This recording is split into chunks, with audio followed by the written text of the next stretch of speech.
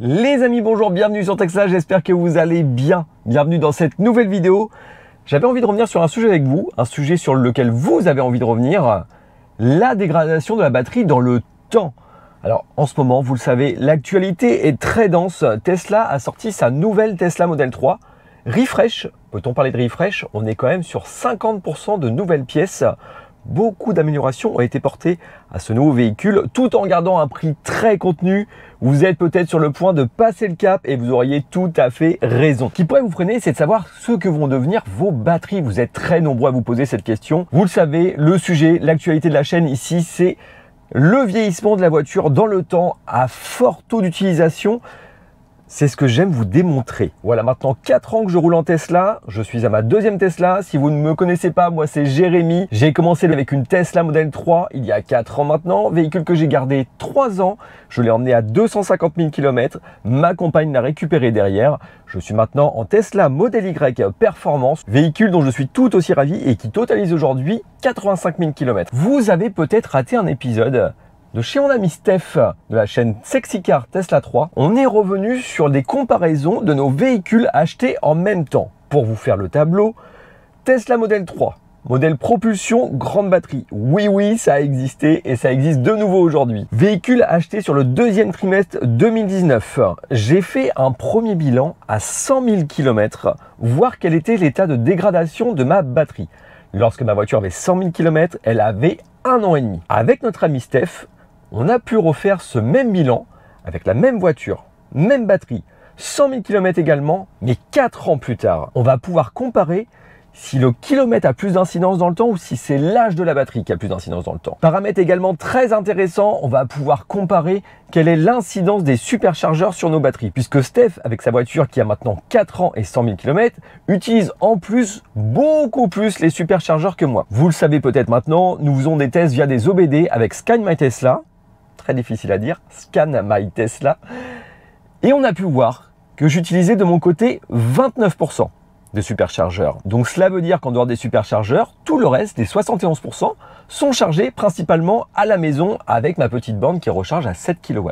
Steph de son côté a une utilisation des superchargeurs de l'ordre de 73%, ce qui voudrait dire que normalement, dans le temps, sa voiture étant plus vieille, ayant beaucoup plus fréquemment utilisé les superchargeurs, la dégradation devrait être supérieure. On va comparer ça tout de suite. Si jamais vous avez loupé l'épisode, eh bien je reviens sur ça puisque vous êtes très nombreux à me poser la question, donc c'est que vous êtes très nombreux à ne pas avoir vu le live de la chaîne Tesla 3 et je ne pourrais pas vous en vouloir puisqu'on ne peut pas regarder toutes les vidéos, donc on va vous ressasser ça, on va revenir sur un paramètre dont quasiment personne ne parle, un vrai comparatif de deux voitures identiques, 1 an et demi d'un côté, 4 ans de l'autre. On va tout d'abord s'intéresser au retour de Steph, je vous mets les images tout de suite. Que nous apprend SMT? Vous voyez ici que le compteur est à 100 530 km et un peu plus bas que mon nominal full pack est désormais de 70,5 kWh. Le nominal full pack, c'est la capacité entière de la batterie. Elle était de 77,8 kWh quand la voiture était neuve. J'ai donc perdu 7,3 kWh, soit 9,3% selon Scan My Tesla. Oh, je l'ai dit! J'ai donc perdu 2,3% de capacité batterie chaque année. Mais c'est une moyenne, on verra un peu plus loin que c'est un petit peu plus compliqué que ça. Autre information importante révélée par SMT, les recharges en courant continu, c'est-à-dire les supercharges. Elles représentent près de 16 000 kWh comparé aux charges en courant alternatif qui s'élèvent à 5 850 kWh.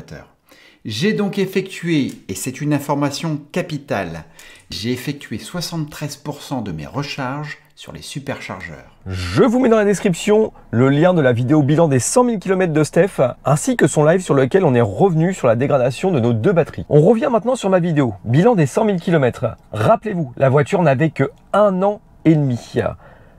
On va voir exactement combien j'ai perdu de kilowattheures tout en sachant que j'utilise moins les superchargeurs que Steph. 66,5 kWh utiles, on va faire le calcul.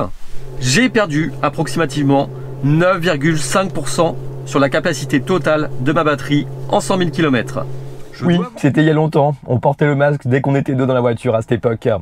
Alors vous avez pu voir qu'on a perdu exactement la même capacité de batterie. On a perdu 7 kWh tous les deux. Nous sommes tous les deux sur une dégradation entre 9 et 9,5%, que la voiture ait 1 an et demi ou 4 ans. On a trouvé ça plutôt assez incroyable, surtout, encore une fois, sachant que Steph utilise beaucoup plus les superchargeurs. Batterie plus vieille, plus de superchargeurs, même perte de capacité au bout de 100 000 km. On peut donc en conclure avec des gants que le kilométrage et les cycles de recharge de batterie, qu'ils soient superchargeurs ou non, ont quand même beaucoup plus d'incidence sur la dégradation d'une batterie que le temps. Le temps n'a finalement que très peu d'incidence, les superchargeurs également. On va relativiser en se disant que nous sommes sur des chimies de batterie nickel, cobalt, aluminium et que les batteries ne réagiront pas forcément toutes de la même manière. Je le vois aujourd'hui avec ma Tesla Model Y qui a une batterie qui réagit un peu différemment au niveau de la dégradation. Batterie NMC pour cette Tesla Model Y, nickel, manganèse, cobalt. Ça, je reviendrai là-dessus dans quelques temps, au moins au bilan des 100 000 km. Donc chaque batterie, chaque chimie peut avoir peut-être une réaction différente. Toujours est-il que sur cette chimie, nickel, cobalt, aluminium, nous avons ces réactions pour le moment au bout de 4 ans. Reste à voir si on a la chance d'avoir encore nos voitures dans plusieurs années, de quelle manière elles vont encore évoluer. Mais 4 ans, ça laisse quand même un bon recul pour voir les choses.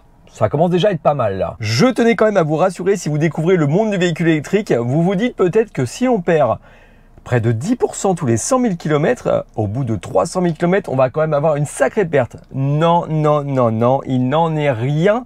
Je vous invite à aller découvrir ma vidéo sur la dégradation des batteries à 250 000 km si vous ne l'avez pas encore vue.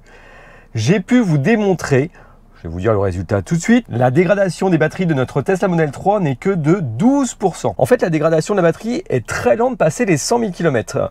De 100 à 200 000, je n'ai quasiment rien perdu et très peu également de 200 à 250 000. Donc rassurez-vous, certains de mes collègues taxis ont dépassé les 500-600 000 km avec des batteries qui n'ont pas plus de 20% de dégradation. Donc on a très largement de quoi voir venir. Les amis, j'espère que vous avez apprécié cette vidéo. N'oubliez pas, nous serons présents dès ce week-end, le 9 et 10 septembre, au Gigatelier à Amiens. Je vous mets tous les liens dans la description. Les inscriptions pour le samedi sont quasiment terminées. On a jusqu'à vendredi soir. Mais les inscriptions restent ouvertes le dimanche si vous souhaitez venir nous voir. Je vous mets tout dans la description. Les amis, je vous dis à très bientôt. Ciao, ciao.